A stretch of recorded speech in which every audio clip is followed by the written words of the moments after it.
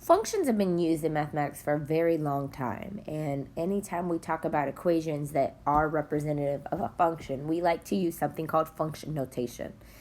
There's a lot on your screen. I encourage you to pause the video and read this, but I'm just going to kind of say it out loud what the idea of, or I guess what the purpose of function notation is. Essentially, it's just a name. It's a special name given to an equation. So before, you always had equations like this: y equals 2x plus 3.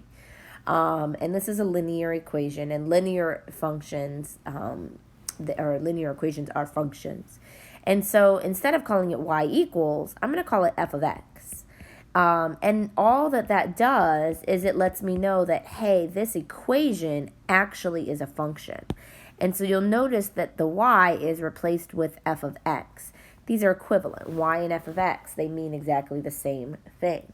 You have an x value that you plug in and you solve, and that gets your total y. And so these are just like nicknames for one another. But remember that f of x is a special nickname to represent something as a function. Just because I use y equals doesn't necessarily mean I'm dealing with a function. Now, when I look at function notation, again, so the f of x as a whole is representing y. But the x on the inside here is representing the input. It's what I'm going to plug into a respective equation. So looking at this one, let's say I found f of 2.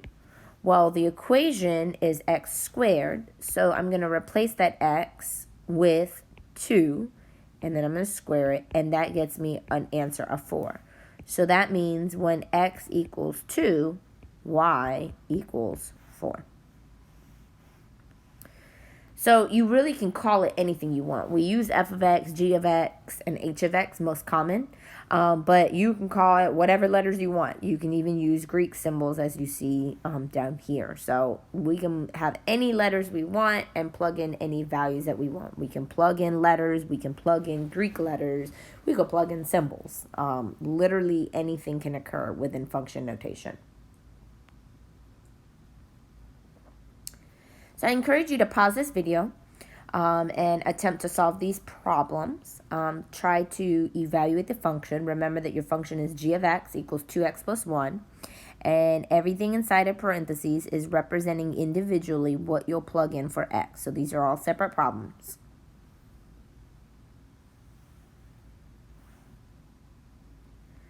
On your screen, I've provided the solutions. I believe they're pretty much straightforward. Again, your equation, g of x was 2x plus 1. So you'll notice in for x, for each of the individual problems in red, I've shown you that I have plugged in the x value that I'm trying to evaluate, and then I solve, and I get my respective solutions. Okay? And again, these all represent ordered pairs. So I have an x value that I'm plugging in, and when I solve and evaluate, I get a y value. So -2, -3 is an actual coordinate on this function's graph. Again, I encourage you to pause this video and attempt to solve these evaluating problems. The difference here is that I'm giving you letters instead of numbers. And again, in the solutions, you'll see I take everything that I'm evaluating, and for every x that I saw, I replaced it with whatever I was trying to evaluate. So it's not always just one x in the equation that I got to replace. How many ever x's there are that I need to replace, I'm going to do that. And then I'm going to simplify as much as possible. Now, in a past section, you learned about finding x and y intercepts. And I always like to bring this back because essentially what you're doing here is evaluating a function. When I give you a function like f of x equals x squared minus 4, and I ask you to find the x and y intercepts, we talked about that the coordinates of an x-intercept are always a number and 0. And the coordinate of a y-intercept is always 0 and a number. So essentially, all you're doing is you're evaluating. To find a y-intercept, you're plugging in 0, and you're wanting to figure out what does your equation equal. So you're finding f of 0. When you find the x-intercept, you're trying to figure out what is that x value so that the total value of the entire equation equals 0. Again, I encourage you to try to pause this video and solve. And you will see your solution on the screen.